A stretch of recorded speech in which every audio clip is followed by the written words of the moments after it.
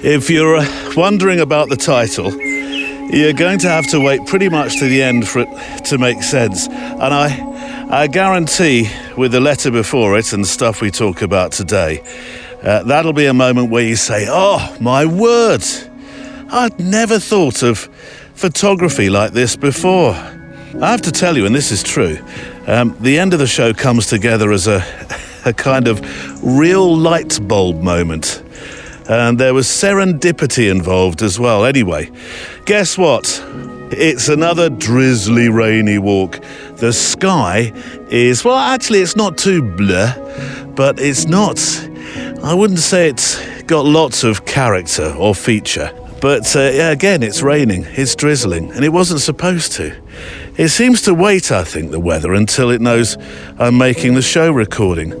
And then like a scene out of that wonderful film, The Truman Show, somebody in the gallery, high up in the sky, says, quick, Neil's on the move. Cue the rain.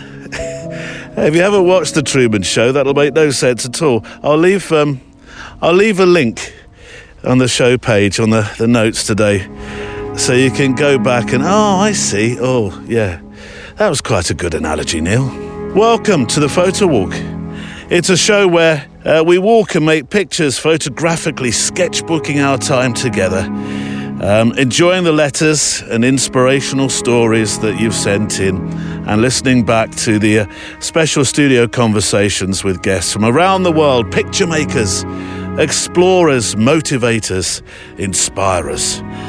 Today is an episode I've been meaning to make for a while now. I know that I've mentioned it more than once or twice. The mailbag has been building up, and so it's the fabled Letters Week. Fabled because I've been talking about it for 3, 4, 5, 6, 7 months, and I'm going to take you and that mailbag along just a small section of England's oldest road, the Ridgeway. Though I'm going to lean on my studio self to do the historical pop-ups, just a couple, to flavour it. I'll be making my sketchbook images as we walk. These days it's not so much a road, but a trail.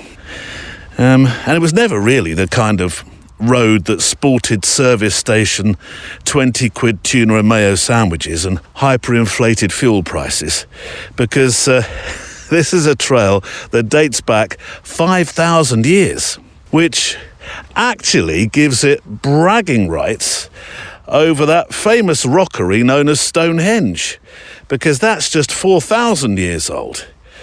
It used to stretch, this path, this trail, this route, much further than the walk you can make these days. It used to be 360 miles, and it went from the Dorset coast to the Wash on the Norfolk coast, which, to help you with geography, if you're not from round these parts, is, it's sort of the bottom of the English mainland, sort of halfway along. And then imagine the move you might make with a rook chess piece if you were a giant godly hand, diagonally right and upwards, and then you'd arrive at the Wash in the fair county of Norfolk, or God's waiting room, as my aunt and uncle call it, and they're allowed to do that because they live there. This was a route over the high ground, so it's not very, I have to say, it's pretty, arid at times. We're not walking through, there's woodland to my right, which is beautiful, look at that. Browns and reds and yellows, oh, fantastic. But a lot of it is quite exposed. But for travellers, that was much drier than going through the shires, than going through the villages and along the rivers. Although, I'm sure actually you put yourself at a bit of risk here, because you're walking, it's very, as I say, it's exposed, it's very open.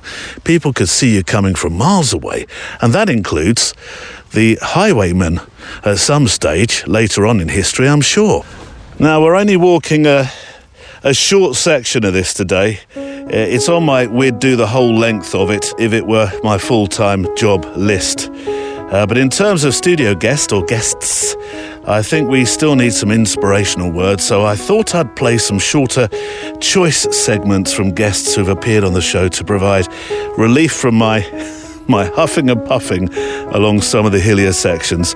Moments like this. Today on the Photowalk. It was a really important moment in his life. This kind of reflection on what he had been doing for the last 30, 40 years, kind of without self-awareness. To know that I'm going to make images and they're actually going to go somewhere and not sit on a hard drive. What you're looking for is that moment for that person. Because when they look at you and they look at that photo and they look back at you, and sometimes they cry. It is so easy to get deeply involved with the people whom we photograph and whose stories we tell, because by the very nature of what we're doing, we're going pretty deep with people. I mean, I have the best job in the world, Neil. I get to share my memories and share what I see with the world.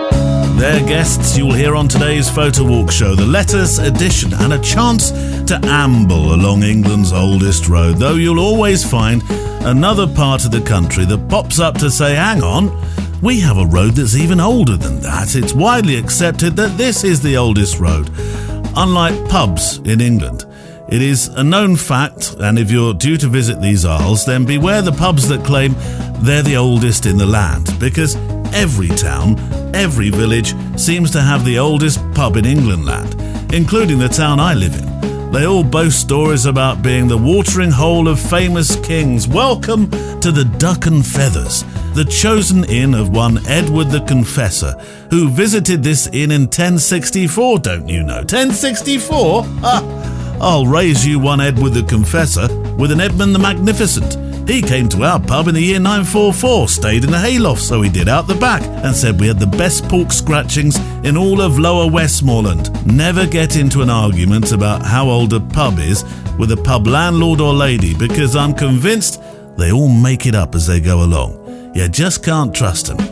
One outfit you can trust is our show sponsor, mpb.com, who keep us here week on week. They don't need to boast about being the number one place to go online for quality used photo and video gear, because they just are.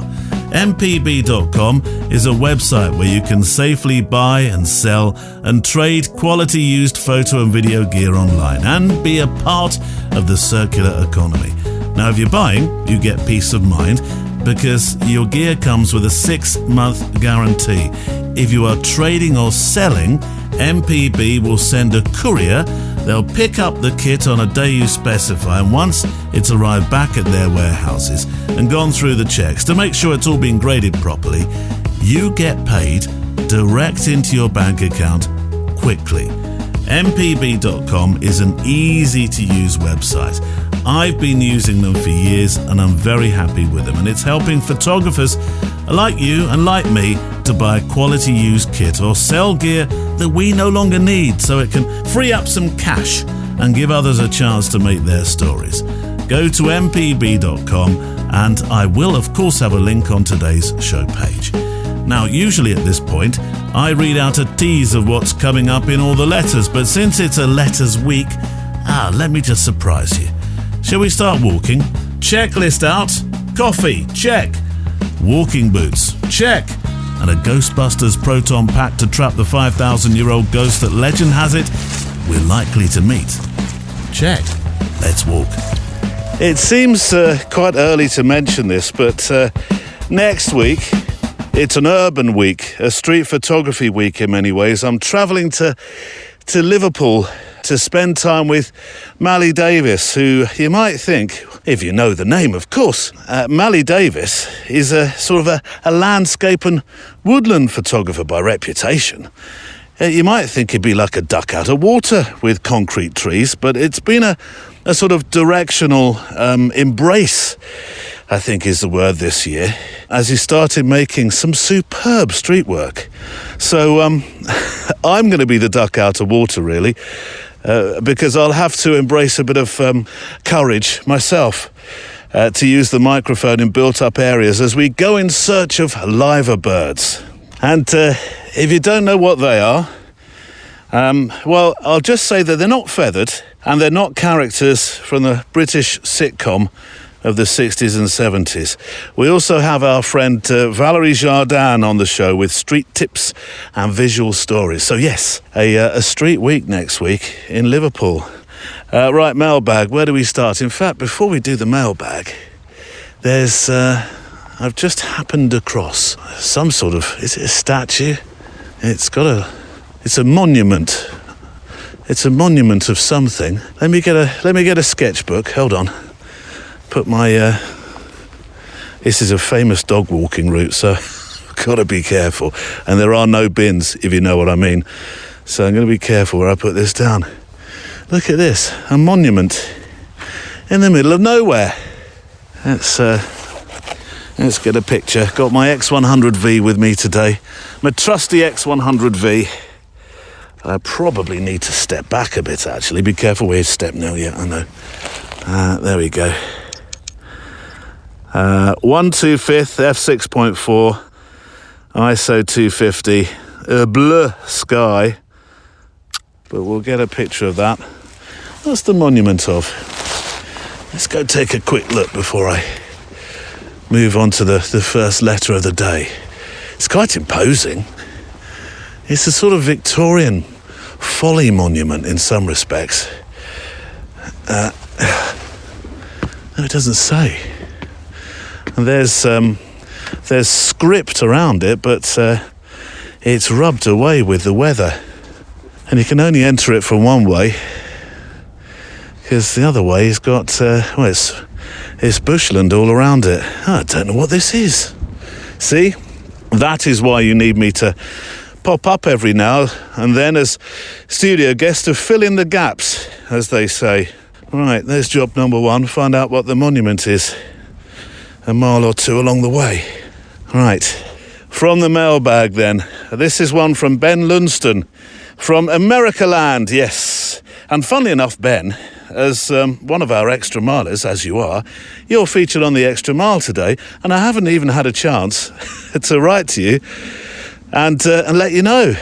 So he's sort of forcing me at the start of the letter to hide behind my imaginary sofa I so often take refuge behind when kind words are directed my way. But I'm gonna make the first strike here, Ben, actually, and offer up my own kind words, but back in your direction. Because you, as you will hear on the Extra Mile, have inspired my photography project for 2024. Anyway, your letter. Hello, Neil. Hope you're doing well. Over the past few weeks, I've been working to catch up on the podcasts, and it's been such a treat. I found myself desperately needing to photograph something, and as always, your guests have given me ideas and inspiration. The past 2 weeks have been some of the most productive in years when it comes to my photographic output. One of the things I've been considering is going on more photo walks with my kids, and stand by, you'll like this, audio recording them, even if just for myself. I did a little test run with my phone the other day, and I wanted to share it with you. Connected with that, I started a sketchbook page on my website. I know, Ben. That's incredible. And it was such coincidence at the same time. And it forms, I don't want to say too much because you'll hear it on the Extra Mile, but it forms a sort of, well, it's a eureka moment for me personally, because these pictures that I make, which I call my sketchbook images, as I've been making these walks for years now with you, as we step along these trails, I've never really thought of them as any more than, well, sketchbook images. You know, the some things and nothings, as I used to call them, and not really a thing as such. So anyway, says Ben, I've made a recording and I've got some pictures that go with the recording, and you can find them at this link. I'll put the link on the show page today so you can see them. I can't thank you and your guests enough for the motivation you've given me. I'm hoping to ride this wave and keep the momentum up, and a big part of that is sharing this with my kids. Folding them into this part of my life is deeply encouraging and rewarding, and I love seeing that jolt of excitement when the camera is in their hands. That is marvellous, isn't it? That really is. When your kids start to get into photography, it was a real joy for me with Thomas. The moment he started photographing trains and more recently aircraft, that's fantastic. And now you're finding just how wonderful that is yourself. I still regret, there is a regret when it comes to sound. That project that I meant to make years ago which was recording the kids when they were young and recording them reading books, starting with the cat sat on the mat and then moving through to the quite advanced stuff that they're obviously reading now. And it would have been wonderful to have done the audible version of, or the audio version of pictorial morphing, where their voices changed as they progressively read stuff that was more complex, and of course their voices also changing. But there we go. I didn't do it. Note to anybody who has children young enough or just about to start reading, that's a project. It sounds, says Ben, like you have a lot of things on your plate, especially all the trips. I look forward to seeing how they impact you and those fortunate enough to join. Someday I'll be on one of those trips. Someday. Until then, thanks as always, Ben. Well, don't leave that day too long, Ben. Sir Ben of Lunston. Actually, I have a meeting next week about a possible, I underline possible, but looking good, walking trip in next year, looking at, June/July at the moment. We've done 2 weeks in Scotland now, a third one coming up, of course. One on the Isle of Wight, which is its very own country in many ways. And we have Africa in January in the Gambia. So I'm thinking an actual European walking week in the beautiful valleys and mountains of mid-France is just what the mind needs. Sorry? What do you mean it kept cutting out? Give your speaker a little twiggle. There we go. Yeah, I'll sort it out. Anyway, I'd like to play you that audio Ben made as he walked with his kids and started to teach them photography. Because I think this is magical. Now, Ben, I've edited what you sent because the wind in the background was really quite harsh. I know you know that. So you're defo going to need to buy yourself a dead cat wind muff to go over your microphone. Not a literal dead cat, obviously. For those unaware, that's the name of the fluffy thing you see over news reporter mics and sports microphones that are around pitches, the things that stop excessive wind noise. Neil, that's what they are. I had no idea. So, yes, I've edited the audio, but I'm hoping this may inspire. It's great. It really is great to hear kids start to get excited about picture making, and you're going to hear it now. And it's interesting to hear. Now, I know you have an educational background, but it is interesting to hear a dad start to teach it. And that's the wonderful thing, this recording about bottling your loved ones. And I started hearing things in the backgrounds too. I'm sure I heard one of those muscle trains that you have in America land. I'm sure I heard that deep horn that the trains make. You know, those kind of trains that that pull freight that are really, really long, that were about the length of a modestly sized small country. Anyway, Ben, this is perfect. As I say, it's only about just shy, or maybe just over, just shy, I think, of 3 minutes.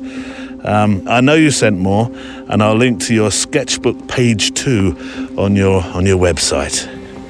Hi, Neil and Photowalk community. This is Ben Winston, and I've got my son Roman with me, and what are we carrying? Do you know the name of this camera? I have no clue. So Roman has been showing a lot of interest in photography lately. I don't know if any of this is going to be usable. It's so windy. And we've got some more stragglers joining us. I want to do some photography. You want to do some photography? Yeah. I can hand you over the camera, so I'm trying to get these little youngsters into photography, and I'm realizing that photo walks are a really great way to do that. So now I'm handing the camera over to Abby. There you go, Abby. So you look through, remember the button you push? This one right there, okay? So you're going to look through, and when you look through, there's a little green square, and that's where your focus is going to be. Can you see through there? Nope, right here. This is the viewfinder. Look through there. Try up to that. See? Can you see through there? Yeah. Okay. How's it going, Roman? Let's go get some pictures of some of the long grass over here. Yeah. So we are in southwestern Minnesota right now, and it is a surprisingly warm fall day. At this point in the year, usually we've got snow and it's cold and we're all complaining already. Today is pretty darn nice. We're in sweatshirts and t-shirts. We're coming up to some prairie in between two rows of trees. Roman, why don't you get a photo of that prairie at the end of the rows of trees? I might even see a prairie dog. So the prairie is a really unique aspect of Minnesota. And the longer I spend time in Minnesota, the more and more I grow to love prairie. I'm thinking that's kind of how I want to retire, is with a home that's surrounded by a prairie field. Awesome. So recently I've been trying to do more smaller projects. I created a sketchbook page on my website, so that's been the hope. Roman, can I snag that real quick? I'm gonna get a picture of Ruby right here. Ruby! Sit. Oh, that didn't work. Tried to get a picture of my golden retriever. She was hanging out there for a minute, and that did not go so well.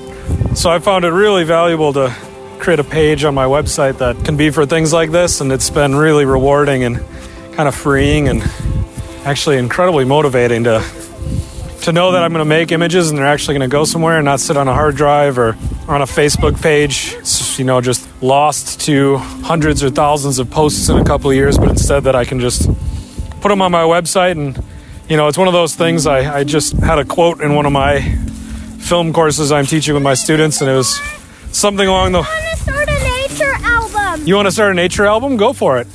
It was a quote along the lines of, 5 years from now, you'll wish you started today. So I definitely wish I started a sketchbook page 5 years ago, but I'm happy that I've started one now. So thank you for the inspiration there. And then those of you that maybe are in a slump like I was or something, I encourage you found a clue. I encourage you to maybe start a sketchbook page on your website or something like that.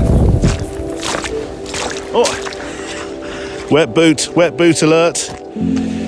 Thanks, Ben Lunston, on the prairies of Minnesota. Spell Minnesota, class. Hands up. Nope. Come on. 2 N's, 1 S. 2 N's, not the other way around. See me after the bell. Oh, navigate round the mud. Do you remember the bells at school? If you're a teacher, you'll say, yes, I hear them every day, Neil. We had bells at our school. We had a sort of bell system. Had a series of rings that meant different things. So I'm guessing a bit now, but I think it was one long bell to start the day. Ooh, school started. There's the bell. And then as you settled into class, there would be another bell to say start learning. Then I think it was 3 bells for when the class was over. Always very welcome after double French. We had not a very inspirational French teacher, sadly, because it's quite an important language to learn when you're next door to them. And then I think it was 5 bells for the end of the day. That was the joyous sound. 5 bells, fantastic. 5 bells, which I kid you not, is actually the name of a pub that's very close to where I live. Probably another one that claims to be the oldest in England land. Let's do another sketchbook. This path is fantastic. Barney, who's not with me today, he's at his girlfriend's today. He would love this. Fantastic. Just, he could literally run miles. Good place to tire him out. Bring the ball up here, he'd love it. Let's get a picture. It's a very straight road. It feels a bit Roman. I know it's not, but let's get a picture here. 1 2/5. Still a bit of a blur sky. Right, we've had the very latest letter. That was Ben's just a moment ago. That was, I think it's been superseded by a couple since, but at the time of researching the show, Ben's was the latest. So I think it makes sense if I take you right back to a letter that I've been meaning to do for quite a while now. It sits at the foot of all the letters, the emails that you've sent in, for no reason at all. It's been, if you like, it's been lingering. I like to think that, here we go, it's been maturing. What, you mean like a fine Italian cheese, Neil? Yes. Ah, you've read the script. Like a fine Italian cheese. Like gorgonzola in a Tupperware pot that's tucked away at the back of the fridge or cooler. And then one day somebody moves it. And then you come in, you see a pot, and you remove the lid thinking it was the lovely leftover samosa from the night previous, only to have your nose bludgeoned by the pungent whiff of a cheese that's been screaming to be gobbled up since Christmas 2017. You've been there too. I know. I'm looking at you. And actually, this letter may well inspire those who are thinking, just like Ben did. Wouldn't it be great to have a photo project for 2024? What can I do? What to do? So this is from Johan Otterdal-Etfeldt. Hi, Neil. I've been listening to every episode of the podcast this past year. Inspiring stuff, by the way. If this were one of those wedding meals where you have to down a shot every time you hear a particular word of whatever your favourite poison is, the word you wouldn't want to have today for the shots game, as your word, would be inspire, or variations of. Since, says Johan, I wrote to you last, a lot of great things have happened, at least photographically. I continue to send in my photographs to the Swedish magazine Camera and Build for their yearly photo comp. And I ended up winning, Best Nature Photograph of the Year. Well done you. A true honour, considering I've read this magazine for years, and I beat some of my heroes. That's a good feeling, isn't it, Johan? Hey, come on. My one camera, one lens, 1 year project has got a month left, as he wrote to me, that was, and it turned into a book. Oh, did it? Okaloi, one camera, one lens, 1 year. It does exactly what it says on the tin project, obviously. You have one lens, or one camera rather. How does it start? Yeah, one camera, OC, one camera, and then OL, one lens fixed to that camera, 1 year. And you have to use that camera with that lens for the whole year. I think we get the idea, Neil. I think it's great. And if it weren't for the fact Ben has inspired me with something else, I can't have too many projects in a year. Steam will be coming out my ears. I think that's one of the ones I was considering. Now I'm going to switch out of my Konica Hexanon 40mm 1.8 lens that I've been using for this project to the new Fujinon 18mm f2. I'll shoot the new one camera, one lens, 1 year project in black and white with only square and 16:9 aspect ratio. I'm beginning to get a nosebleed. There's far too much tech going on. Really looking forward to seeing what this combo has to offer. Big challenge, educational and inspirational. Table at the back. Did you hear it? Inspirational. Come on. Another shot. Well done. Remember to follow your dreams, says Johan. I shall put the pictures you sent in from your Okaloi project on the show page today, Johan. They're a story of your year, by the looks of it. Great. Oh, fantastic. Deep black and whites. And I love the multiple exposure VW and surfing picture. Surfing, I know, being your other great passion. Life for Johan is a bit of a road trip at times. Johan, you'd have to say that's true, wouldn't you? Yes. And I thought as an inspirational clip, I'd find somebody who has had similar experiences. And Ryan Visions came to mind, a previous guest. This is a moment in a show in episode 240, so it's quite a way back, where we talked about van life. Because you know me and van life, it's one of those, wouldn't that be wonderful? Van and canal boat life. One obviously being a slightly slower tempo. And this clip that I'm about to play you, it's a real gratitude moment from Ryan. Who is an American who's travelling across all the states, making photographic stories in each of these states. But it's equally mixed with a heavy dose of reality. He's currently deciding, actually, if you look at his Instagram feed, whether he can afford to keep the photographic van lifing thing going. He's been at it 3 years now, so there is some reality to consider. Though at the end of this clip, I think Ryan really nails why having a camera in your hand is a special thing. That passport to curiosity, as I so often suggest. Here's Ryan Visions. This is my life. This is my life now. And I think, one day you wake up and it's just another Tuesday, right? Like, the magic wears off in anything you do over time.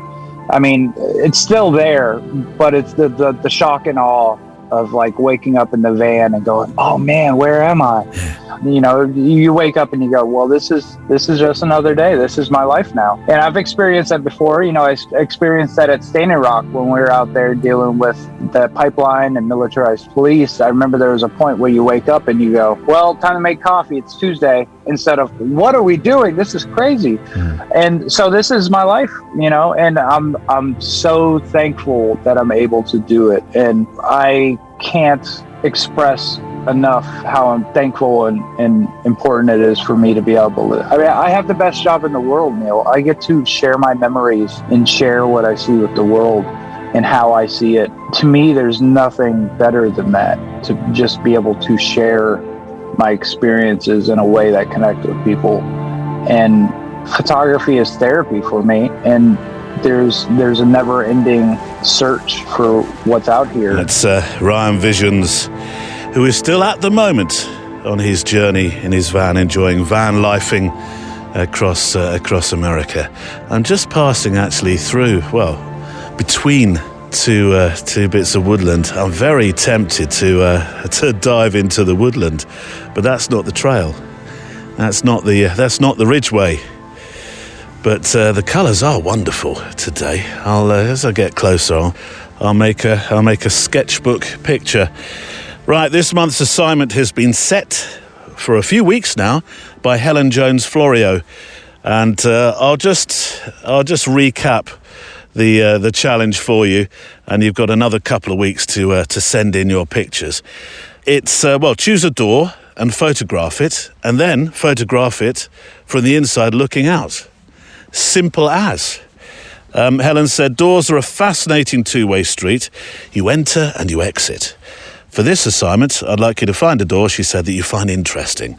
The door you choose can be a front door, it can be a business, it could be a garage, or a door belonging to a place you're familiar with already, including your home. So you don't have to panic, I've got to go and knock on doors. Can I look out from the other side of your door? No, you can't. So it's very much open to interpretation. It's a diptych challenge. 2 pictures, of course. One looking in or inwards towards the door and one looking out. And doors can be all sorts of things, as Helen has just said. So good luck. And as always, for the winner, for the one that raises the eyebrows, then there'll be a famous, not so famous flask. I've got mine with me today. It's in my bag. Definitely need it, because being sort of on a more exposed trek, that hot coffee. Although I'm gonna level with you, it's tea today. That hot tea is doing its task. It is. Next year, I'm thinking, mind, of changing the flask for a tinny, and I don't mean a beer in Australian language, but a tin mug in which to have your coffee or your tea. I tried swigging straight from one of the famous, not so famous flasks the other day, too early into a walk. Hot tea again it was, actually, with expletives, when I realised how hot it was. Would that be 1 expletive, Neil, or 2? Possibly 3 or 4. You can get into this woodland. For once, there's not a fence around it saying, "Thou shalt not enter." And there's a carpet of wonderful red leaves all over the floor. Let me wander towards it and get a picture. The rain started coming down again, actually, so it could be quite handy to shelter in here. Let's make a picture. It actually looked a lot more impressive when I was a bit further away from it. Why didn't you take a picture then, Neil? I know, I thought about it. let's step just a little way into it and get myself a sketchbook image. Here we go. Oranges, reds, browns. Oh, fantastic. Put my letters down there. Some wonderful old trees in here as well. Where do we go with this? See, now, I could spend quite a long time in this woodland just repositioning myself around. There's so many... Oh, there's some branches that have fallen over there that have... What do we do? What do we do, Neil? What do we do? I don't know. Make a sketchbook. Get on with it, though, because there's letters to read. Right, here we go. Not sure that's one of my finest. There's a lone tree across there that looks quite interesting. I might wander towards that and get a sketchbook image as well. Anyway, yes, you need an email address to send in your entries to. It's stories@photowalk.show. Stories@photowalk.show. Right, a letter, a couple actually of Y letters coming up, with one of the finest, I think, Y answers of the year that was recorded from actually one of our extra milers. First up, though, a little bit of history as to where we're walking today. And if you can find it, Neil, back in the studio, what was that monument that I passed by and photographed a short while back? That monument is a memorial obelisk to Robert Lloyd Lindsay, who was a soldier, politician and philanthropist. He co-founded the British National Society for Aid to the Sick and Wounded in War, which later became known as, the British Red Cross. So he was a mover and shaker, as they may say today. And when he passed in 1901, Lady Wantage erected a monument to her husband in 1903. And this monument that you saw stands on a Bronze Age round barrow adjacent to the Ridgeway. You didn't notice the Bronze Age round barrow, did you? If you wanted to walk the whole route, a distance of 139 kilometres in new money or 3,000 goats per square inch in old currency, it should take you around about 6 days. The Ridgeway still follows the same route over the high ground used since prehistoric times by travellers and herdsmen and soldiers. And today it's popular with walkers and runners and lycra-clad cyclists and horse riders, though you're never more than 3.5 minutes away from the next dog walker. See? So well read. It's the Photowalk, a show for hikers, for walkers and photographers of whatever kind and experience. A show for those who find escapism and peace away from the noise of this world, putting miles under our feet and making a picture or three to remind us of where those footprints were left. The Y book is coming out soon. My plan is to have it in time for Crimbles, but equally I'm hoping it'll be an inspiration. That word again. Table at the back. Go on. Another shot. No. You heard it. You did. Go on. Well done. I was hoping it might be I'll say it again. Inspiration. Another one. Well done, brave. For the start of the year, 2024 is literally hanging off our legs like a Jack Russell convinced we're a big ferret, isn't it? It's just around the corner.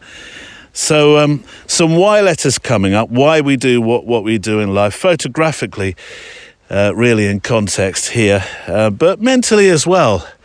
Our Ys of life. We'll start with Per Berkhaug. Greetings from Norway land.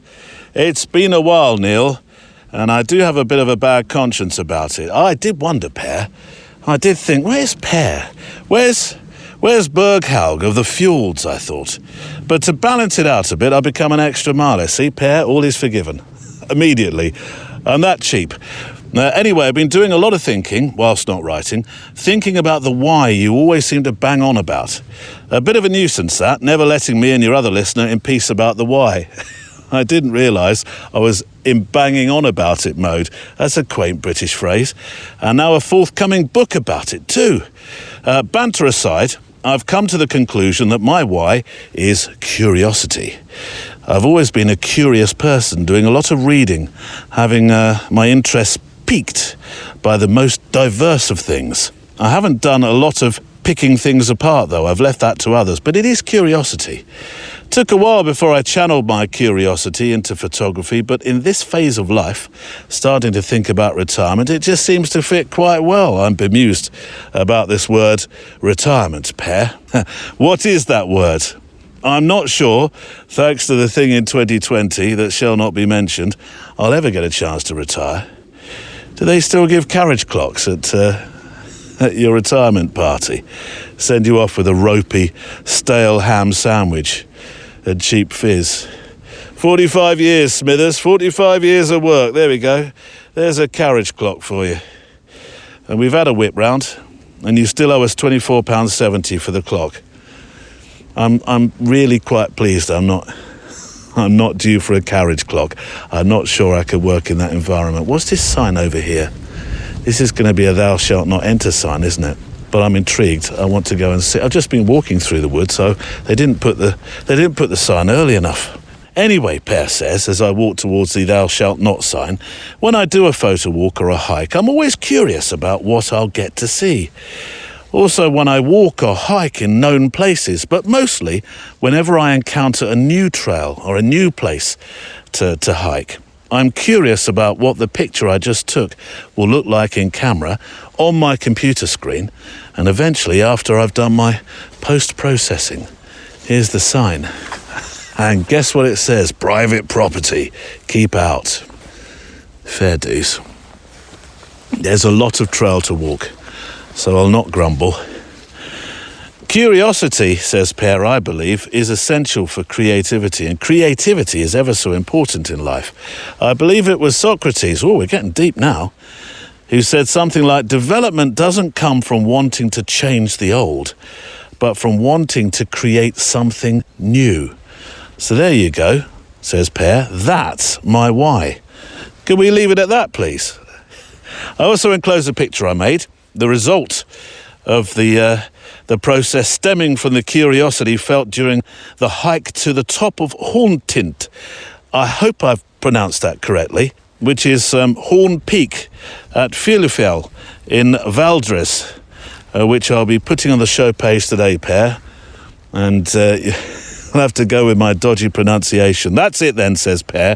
And in case you feel gracious, would you please tip off your other reader about where the pictures of mine can be found on the show page? Yes, I will.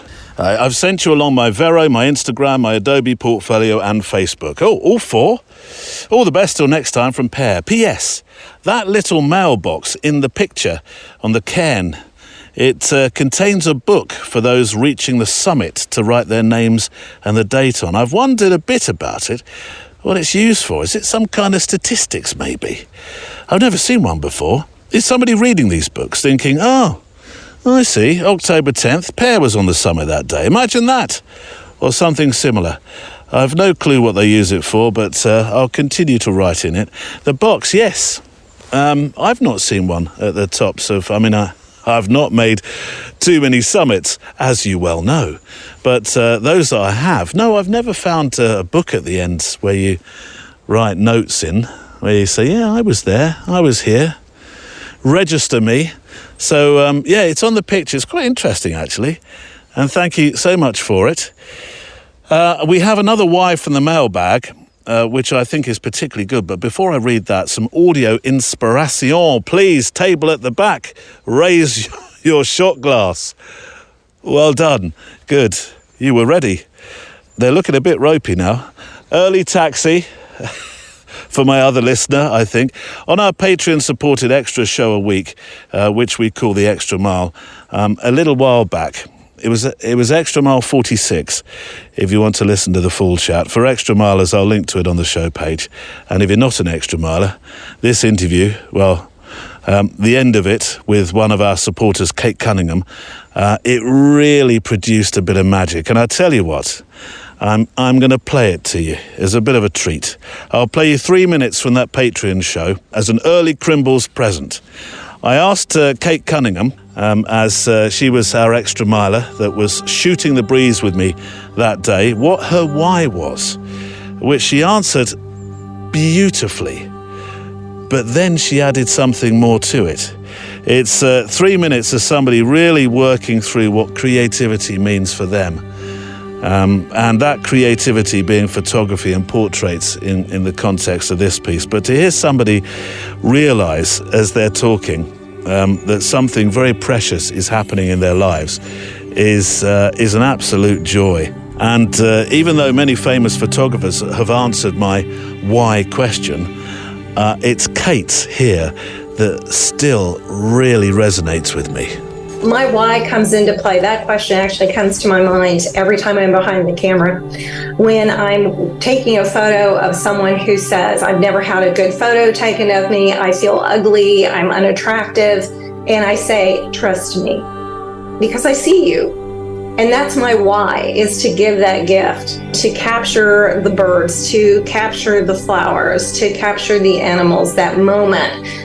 My why is to celebrate the fact that it exists, and that to celebrate the fact that I was there in that moment to capture it, and then to share it and hopefully get other people to be as excited by it or to actually feel what I felt at that moment.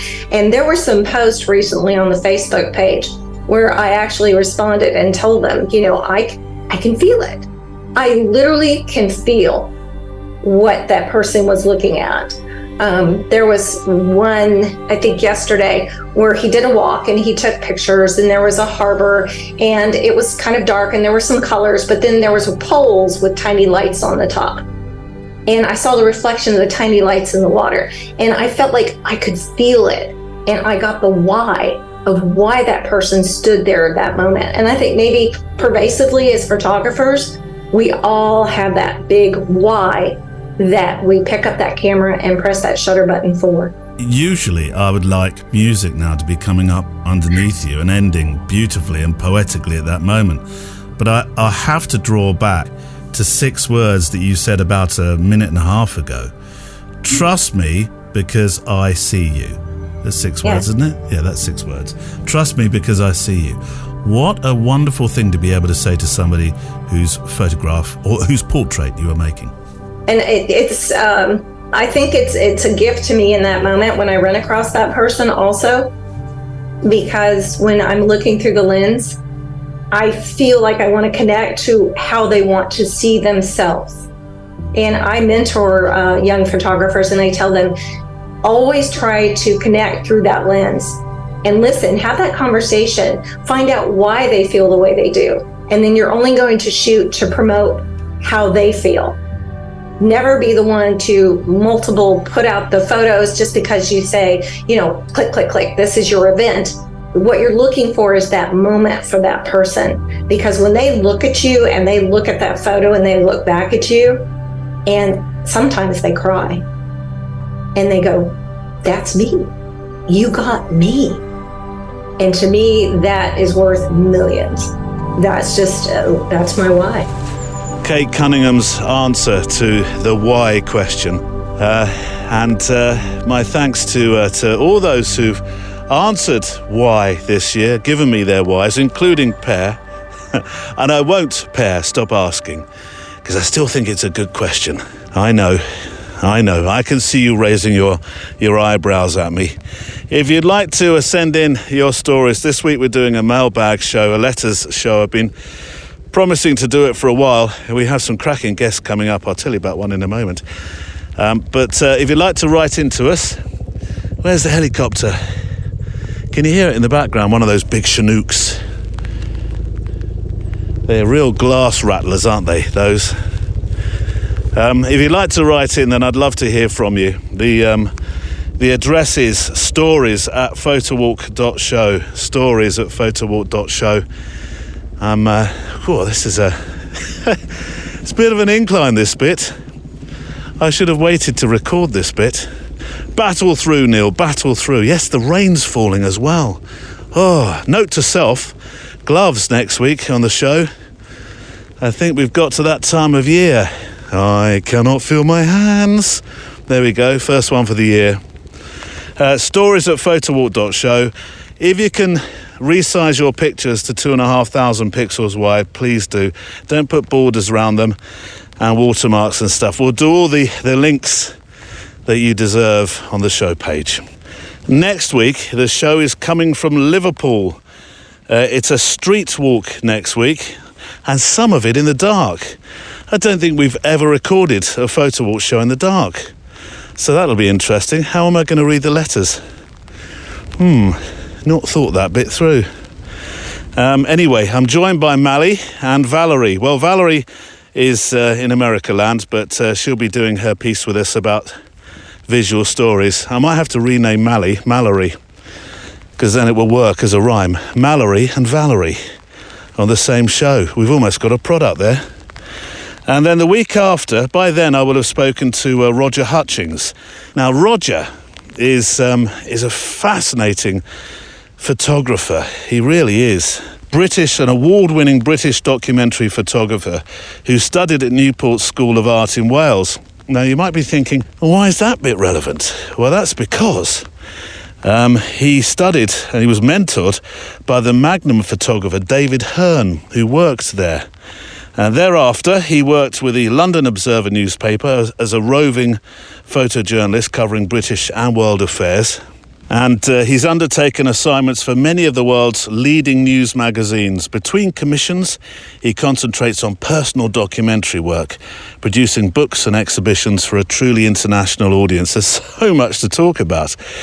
3 significant pieces of reportage have received critical acclaim.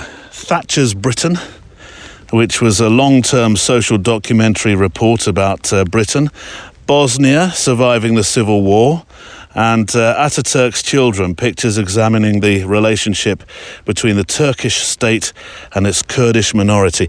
There is so much to talk about. There are so many stories that he's made with his camera across the world, and I'm really looking forward to bringing that to you. All right, Let's hear from Studio Neil again just briefly, second and final time today, walking along this trail to tell us a bit about, and I'm approaching another lone tree.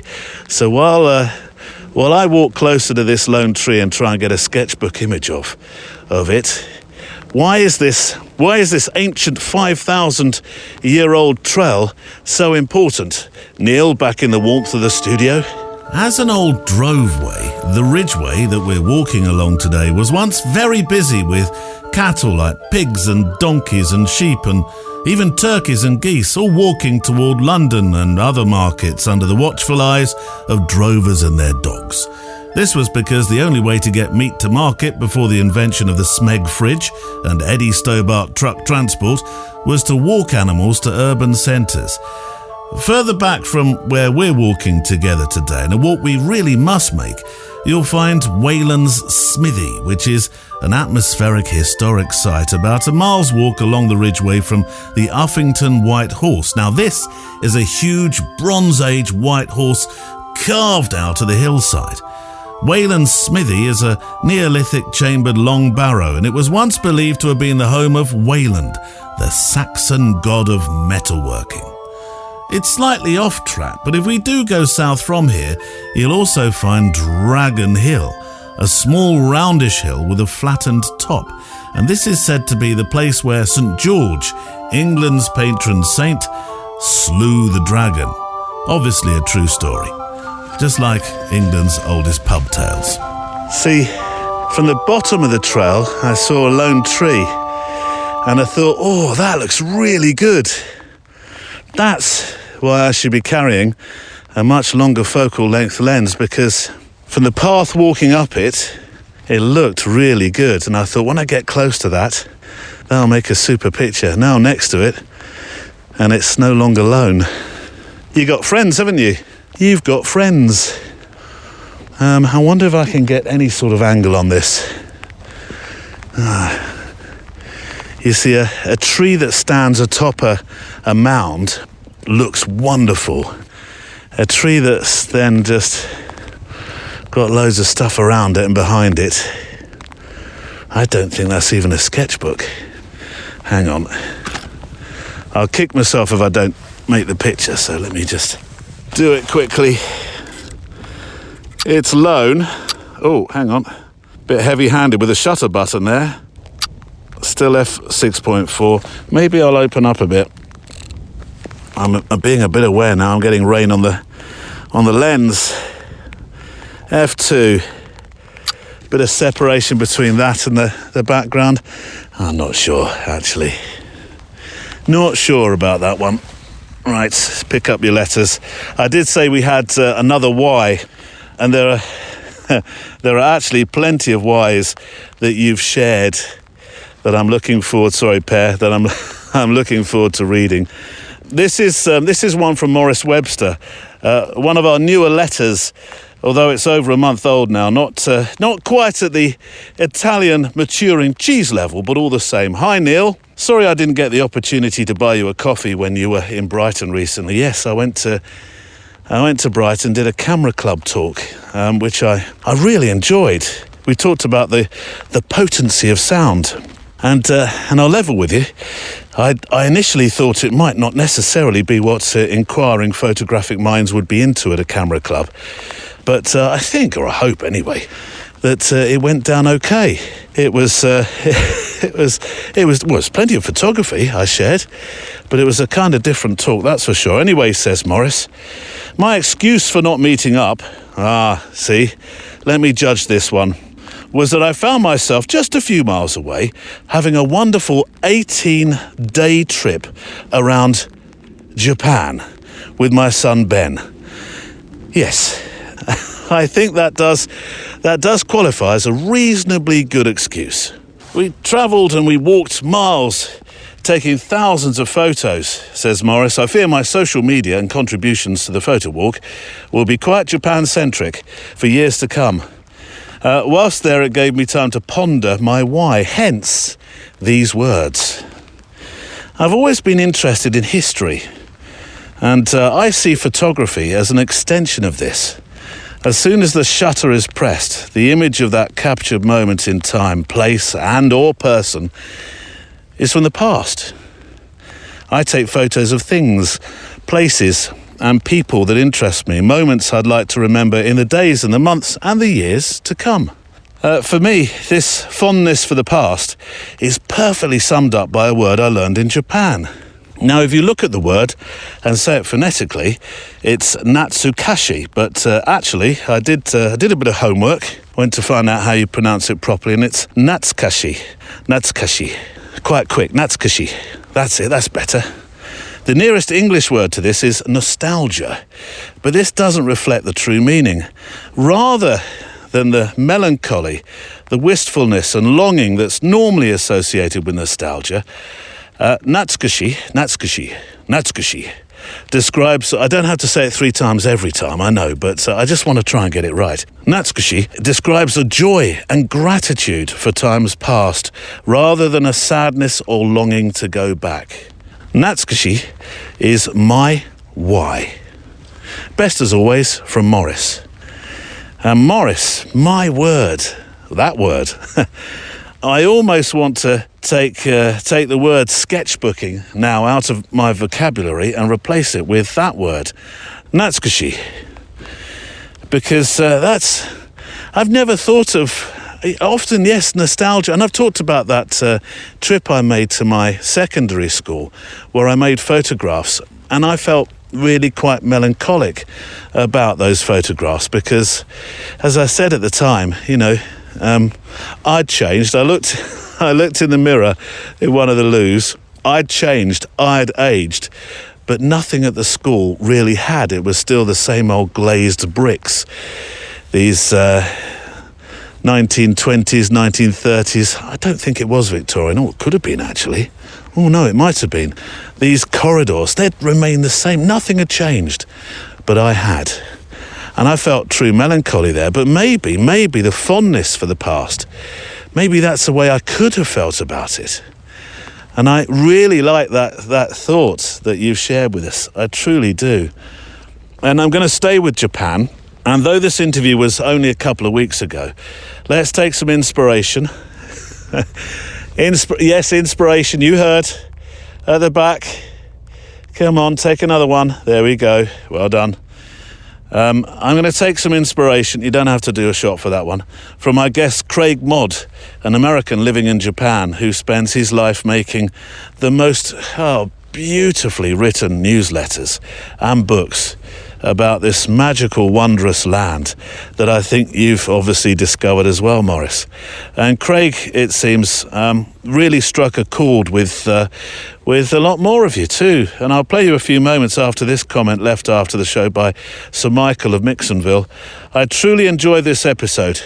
Craig is someone I'd love to be when I grow up. The life he's built for himself, centred around walking, photography and writing. It seems idyllic. It does, doesn't it?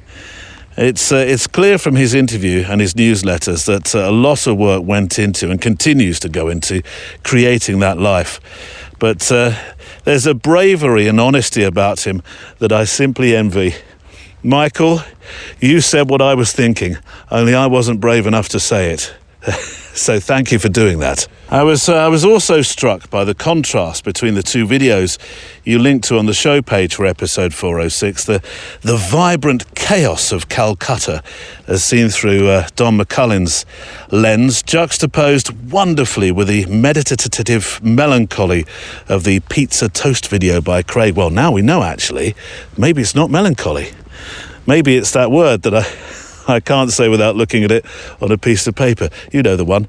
I think I've watched the pizza toast video that Craig made in Japan at least a dozen times already. The simple ritual, the quiet, the inviting solitude of it is nourishment for the soul. He's talking about a film which I'll tell you a bit more about in a moment, just in case you're thinking, what is he talking about? If I could manage to watch it while eating some pizza toast, says Michael, I think I may achieve peak existence. I think you're right. The pizza toast video that Michael of Mixonville is talking about there, I'll tell you what, I'll put it back on this show page. So it's been a couple of episodes it was on. I'll put it again on this one. And it was, how do I describe it? It's a film that starts with rain, and it's in what's called a kisaten, which is a traditional Japanese tea drinking shop. You can make tea or coffee. It's interchangeable. And there's a sort of meditative approach to making food, as you will see in the film. And it's that simplicity, that beauty that's, well, I mean, charming just seems, it doesn't seem strong enough a word for it. But I think that's why, like Michael, I've gone back and watched that film a good few times now. It's 5 minutes of, I think I've used this phrase a couple of weeks ago, the books that I love so, of 5 minutes of chicken soup for the soul. It really is. I looked it up. There's estimated to be 30,000-ish kisaten in Japan, and the wonderful thing is they're all so different. There's no feeling of chain to them at all. Anyway, returning to Craig Modd, who I interviewed a few weeks ago, who luckily does live in Japan and makes these wonderful walks, and has made a book called Kisa Kisa, which I have on order. I wanted to play you a few moments from Craig. He talks about one particular kisaten that he went to, famous indeed, because he calls it his spiritual food for its house pizza toast and tea. And I shall unashamedly share the film, as I say, on the show page again today, so you can enjoy it. Here's Craig. And there was a cafe down the road who, in my opinion, was making the most interesting pizza toast that I found in all of my walks. And I kind of went to him and I said, hey, can I come in here early in the morning and just set up and film you a little bit, you know, doing this? And he was so embarrassed by it. He couldn't understand why I would want to do this.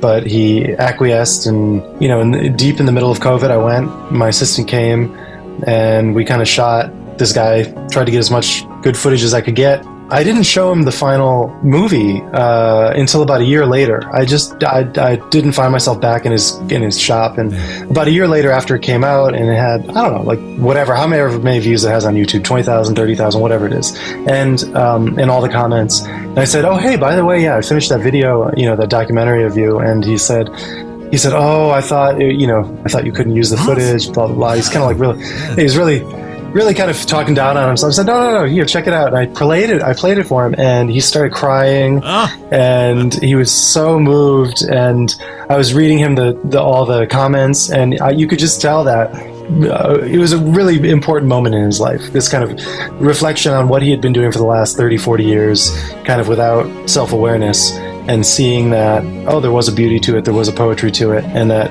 I saw it, but not only me, but look, 30,000 other people recognize it and are kind of in love with it.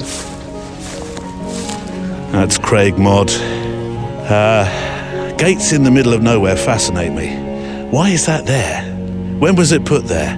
What does it do now? Answers on a postcard, please. Quick, make a sketchbook. I can hardly feel my fingers. Ooh. Is the camera on? Because if it's not, I don't know that I can switch it on. Here we go. Oh, exposure's completely wrong. Here we go. I'm underexposing. I like underexposed images. I'm quite one for the dark, moody shots, you know me. Step in further. I bet there's a ditch there, isn't there? That's why that's there. I'm about to fall into it. Shutter speed 400th, ISO 160, f2. The gate in the middle of nowhere, for no reason. Right. Craig's film is as I say, it's a beautiful film, and it's truly. Stand by at the back of the room. You know the word that's coming. They're already pouring. There we go. It's a film that has truly inspired me. Shot one. There we go. Stand by for another one. It is truly inspirational. Go on, back of the room. And it's inspiring me to think film again this winter, which is 2 months overdue. I know. There's always so much to do. There really is. I talk about that on the Extra Mile, actually, about being a team of... Well, now, we have some wonderful volunteers, so I'll say that straight away now, who are fantastic. In terms of the production of the show, I am my team of one. Barney kind of counts. He chirps in, I know, and sometimes he helps me ad-lib quite nicely, because he seems to interrupt at the right... It's almost like he's learned, actually. Seems to interrupt at the right time, and I've missed him today. I've not had anybody interrupting me for a treat from the treat box. Right, here is one. It's the last letter of the show. I hope you've enjoyed this letters show. And I know that I've got so many more to read. We'll perhaps have to squeeze some extra letters-only shows in. This is from Carl Atwood in Australia land. Sent, this was sent way, way, way back in the summer. Our summer, your winter. Now, I will say before I read this that for a little while when shooting weddings, I used to take an Instax printer with me. And I can't claim this or that was my idea, because I think it was my reprobate buddy Mullins' idea. I'm sure it was Kev that took some Instax printers out, or an Instax printer out, and he would make prints during the meal. And Instax prints, well, they're very Instaxy, or Polaroid. You could exchange a word here, couldn't you? They're very instant, and so they're okay, but they're not the quality that you would get from a print out of a normal printer. There's such a thing, out of a normal printer. But I think that was the charm of them. And Kev did it for a little while. I don't think he did it for that long. And then I did it for a little while. I quite liked that idea as well. It seemed to go down okay. And people liked to see the sort of pegged Instax shots that were ready to see, rather, after the wedding banquet or the wedding meal. So I just wanted to throw that in, park it just for a moment, now I've mentioned it. This is a super letter to end on, as it really appeals, I think, to those who have, less confidence when it comes to talking to absolute strangers, and in particular when it comes to making street portraits. We're a funny bunch, aren't we, us photographers? We sometimes challenge ourselves to make pictures that are way, way out of our comfort zones. There's a real sense of achievement in this letter because of that. Good morning, says Kyle. I'm late with this one. No, you're not late, Carl. I'm late reading it. You sent it a long time ago. But I wanted to send this and tell my story, as this interaction and photographs mean more to me than any others that I've made recently. All month I've been going into the city and the weekends with the intention to take some street photographs and overcome the anxiety that I have to speak to somebody. And over the weeks I came away with images of people that I'd taken, but none where I had any form of real interaction. And so each week, inevitably, I came away disappointed and thinking about how I should have approached somebody and conversations that I should have had. That wasn't until Saturday just gone. By the way, rewinding just for a second, this should and could. Something I was told years ago by a therapist. Should is not a choice word. Could is a choice word. And though I don't think you can always replace should, it's something to consider. Could and should. And it's much kinder on yourself, which is true, isn't it? I'm sounding like I'm lecturing you now, and Carl, I don't want to do that, you know me. Just a thought. In the centre of Perth. Perth, Kyle. I have always wanted to go to Perth. One of my bestest friends in the whole widest world lives in Perth. A hypnotist called Matt Hale. Do you know him? Oh, Neil, Perth's quite a big place. Oh, I suppose it is. In the centre of Perth, there was a container set up by a streetwear company. They had sold some T-shirts and were having a competition to see who could stay touching the container the longest to win some cash. We used to do that in radio, Carl. Sorry, I'm digressing again, but we had a competition where you had to touch the car to win the car. And it ran days and days and days. People were allowed, there was a strict rule, or there were strict rules. You were allowed to, of course you were allowed a bit of a comfort break. Otherwise, I think medically it could have been a bit dangerous. But you weren't allowed time off to sleep. If you slept on the car, so you could lean on the car, but if you fell off the car, if you slid down the bonnet, that was it. You were out. So when you mentioned that container thing, it brought back some very funny memories, actually. I could hear, says Carl, people talking and laughing on the walkway above, and I made my way up there to take some photographs of the event, people holding onto the container below from this higher raised level. I took a couple of photos, and then I heard somebody say, "Hey, take my photo." I turned around and said, "Sure." However, one of them was shaking his head. And so I queried, "Well, yeah, yes, no, yes." He said no. And she said yes. Her friend continued on his way, but she stayed. And she stayed for a photo. She stood and she posed and even directed where she'd like the picture made. She wanted some trees behind her, which made it a bit tricky as I'd be shooting into the light. But I took the photo. We exchanged names, shook hands, and turned to continue on with our days. I walked a few steps on and then stopped. No, wait. This isn't good enough. I've got my Instax printer on me. I can go and give her a copy. I turned around, walked back, and let her know I could print her copy right there and then, and she was amazed, thankful, and excited. And so here is a picture of Nora. As I transferred the photo and waited for it to print, we stood and we chatted. I explained to her that I'd been very nervous to talk to people and how glad I was that she really approached me. And then she told me some of her story, which involved her baby being taken into care, a story of her partner who's just returned to prison, and the fact she was looking for her elders. Our lives, whilst so different, were brought together sharing that photographic moment. And that meant a lot to us both. She was very excited to receive a copy of the photograph and was amazed by the instant printer, and she said she'd show it to her daughter. So whilst I didn't approach anyone myself, I was open to interaction, and I'm so glad that I did react to her call. I'm thankful that I always carry the Instax printer. Also came in handy at Classic Cars and Coffee yesterday, where I met Voyager, who are back in Perth, after their Eurovision adventure. And I was able to take a photograph, print it off, and get it signed. And you've sent me that picture. I'll share it on the show page. So that's my story. The advice I would give others that struggle in the same way with confidence is, well, to be open to interaction.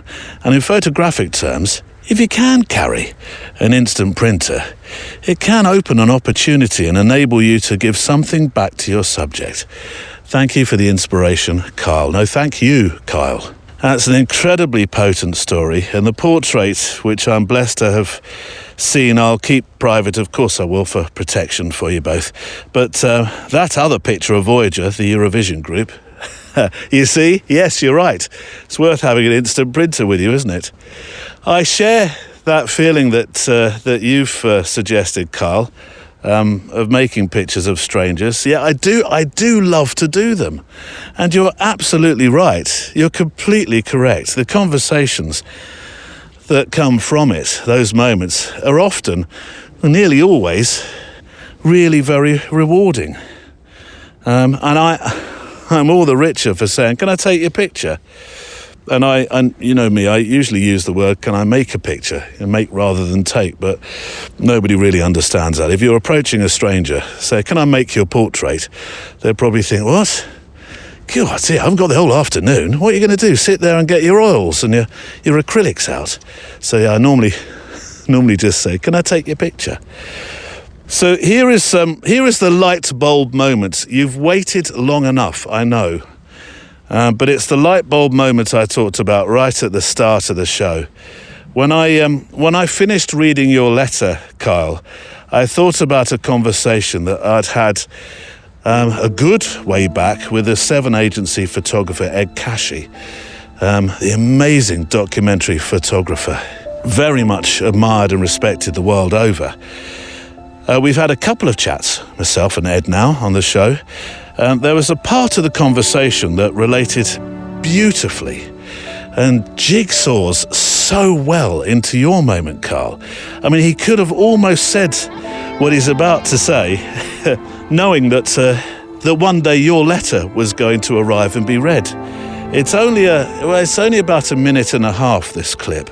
But if ever there were thoughts to round off a show, it would be these, and we haven't even come to the postscript yet. It's hard to control or gauge this, but it is so easy to get deeply involved with the people whom we photograph and whose stories we tell, because by the very nature of what we're doing, we're going pretty deep with people, much deeper than the average person who might interact with them. And so it's a real challenge, and in a way it's an art to figure out how to go deep with someone and not only capture or record their story, but also do it with dignity and respect and all of those things, and not get too absorbed yourself.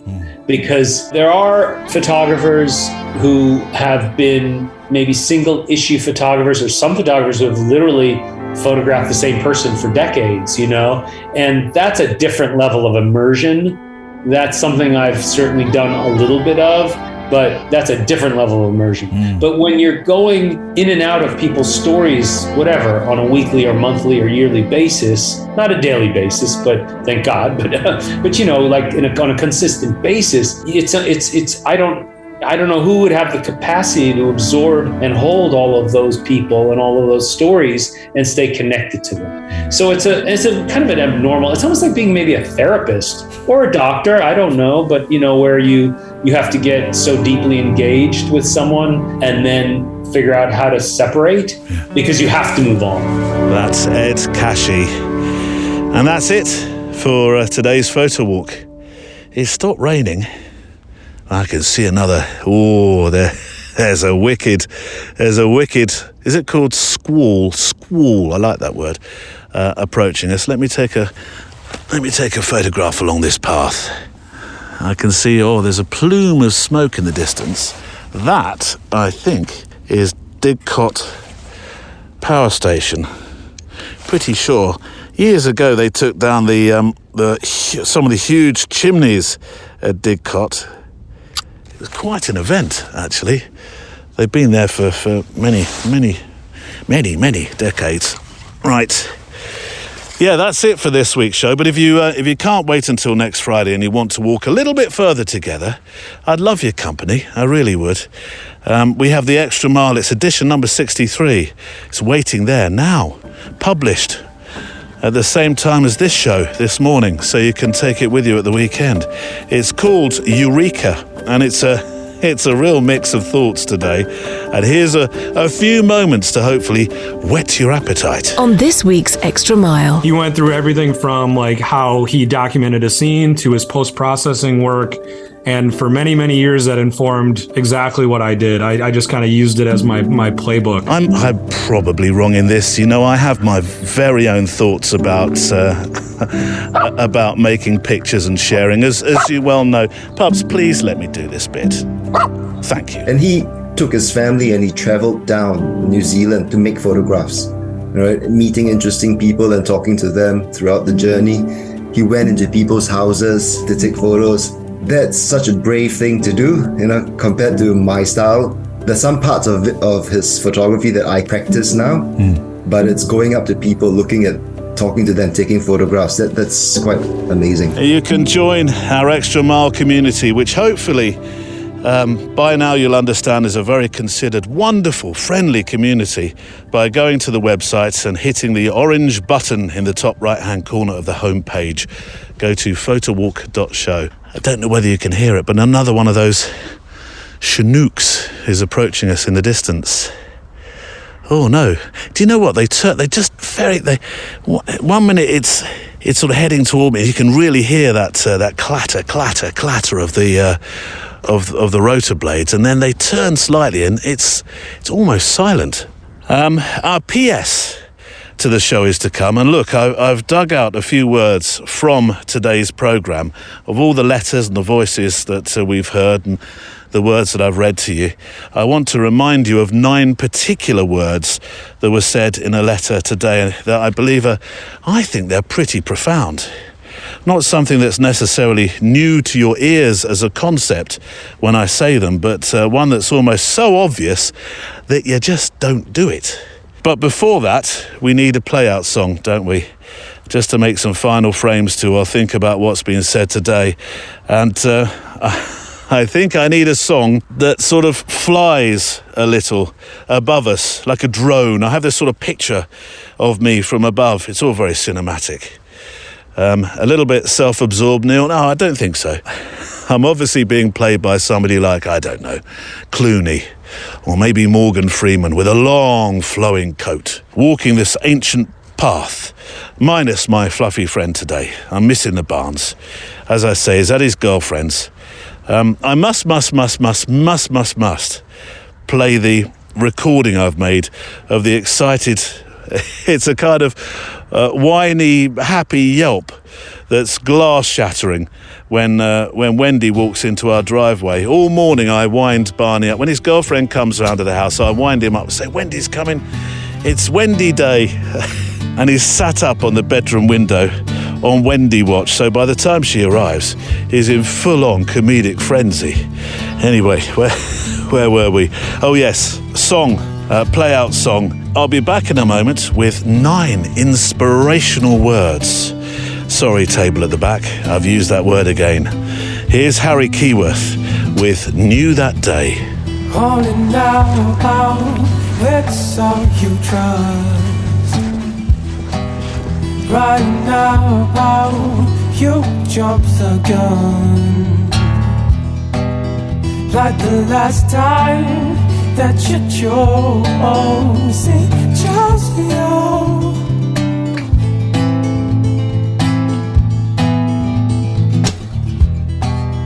Calling now, can you light the spark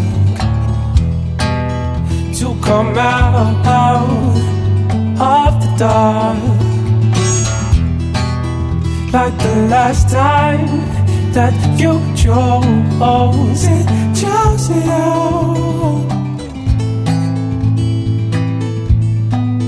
It chose you.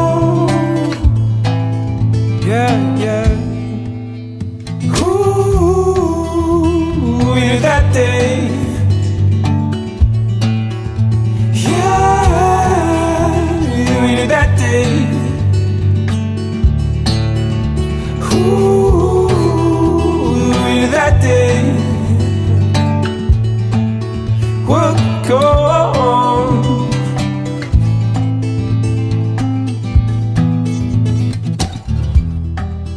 falling blind through the open air. Trust the fool you left somewhere, yeah. Like the last time that you chose you.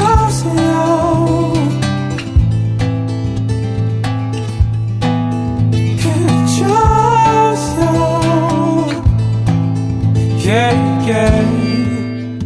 Ooh, we knew that day. Yeah, we knew that day. Yo. Ooh, we knew that day would go.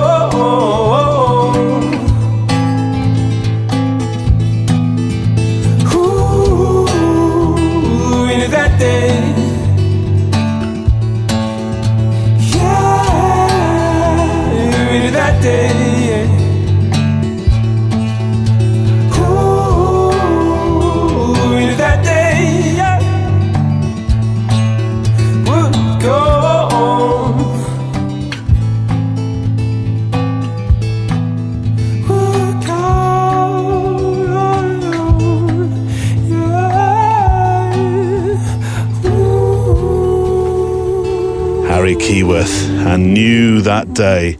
There's another wonderful lone tree across this field. I won't do it any justice with 35mm lens, but I tell you what, effective 35.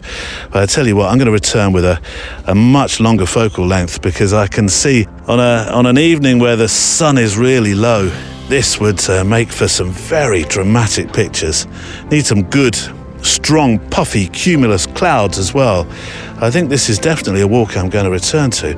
Can't believe, in all the years we've been doing this, we've not walked this path. I don't think my sketchbooks, I know, I'm going to say it, I'll say it anyway, I don't think my sketchbooks are going to be all that today. They will be a good reminder, and that Japanese word that, again, I can't remember, I'm going to have to learn that, aren't I? Morris, I'm learning it, I promise. But definitely come back here. Just a few closing thoughts before the PS. My sincere thanks to you if you are or you're about to become an extra miler. My promise to you is to keep building this community of kindness, a safe place to share our thoughts about this thing that we do, which is photographing and walking. And if you get some time over the weekend, talking of sharing, please could you help share the show? Because if everybody shared the show to one friend who's also interested in photography, it would really help this community build. And we can do so much more together that way. You can share the show by going to the show page and hit one of the share buttons. That's a good way of doing it. Or just email somebody and say, look, I've heard this podcast called The Photowalk. Have you heard it? My thanks to Neil Ford, who looks after IT, Andrea Gilpin, who's across Instagram, and Kelly Mitchell with Emily Rainier, who look after our Facebook members. Write a postscript for the show. Today it's right for the very start of the programme, a quote that our friend Ben Lunsden had found, and I think it says everything about not waiting to start something at the perceived right time, that time being maybe, I don't know, next week or next month or maybe the start of a new year. It was this, and I like this so much, Ben, that if I could, I'd buy a fender sticker. 5 years from now, you'll wish you'd started today.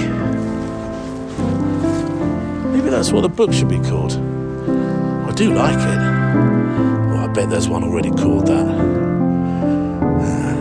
The Photowalk is a Loading Zone production.